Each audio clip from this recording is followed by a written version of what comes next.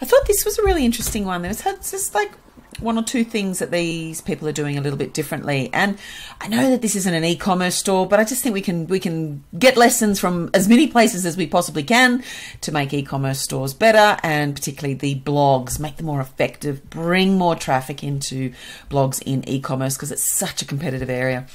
So this is Gary, and so you can click through to here and it'll go through to his full profile page. And see this, your brain on food.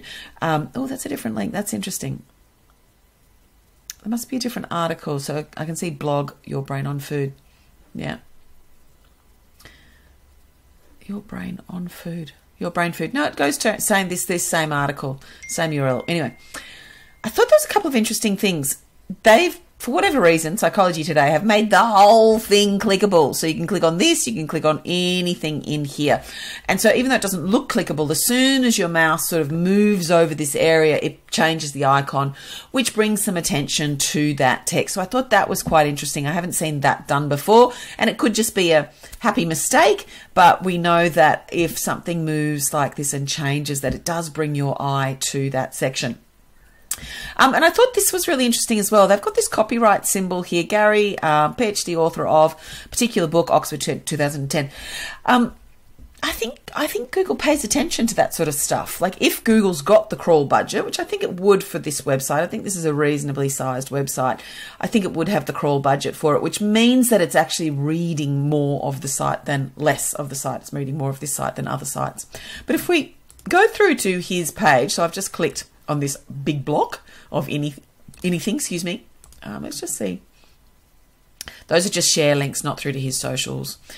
But so what we've got here is a link back to that blog, and we've got all his text here, which is hidden a little bit by the read more, but you know, there's all the right words in there. I mean, he's clearly a very established person and great reputation.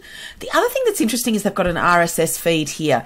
We've recently added RSS to our own blogs just because it's just another way for that content to be shared online and for Google to get access to it. So I don't think there's any harm in adding an RSS to your blogs. And then we've got the books. So these link out clearly to Amazon. And then we've got more recent posts and then just a slightly different layout for the post. But you can see how much Gary has written. So again, the point of this really is that with your author profile on your blog articles, these people are competing. Everyone's competing for position in the keyword search results in the, you know, so if you were doing, if you had a store that sold in this case cookware, what's the effect of aluminium cookware on your brain? Then, you know, these people, oh gosh, sorry, I shouldn't do that when I'm screencasting.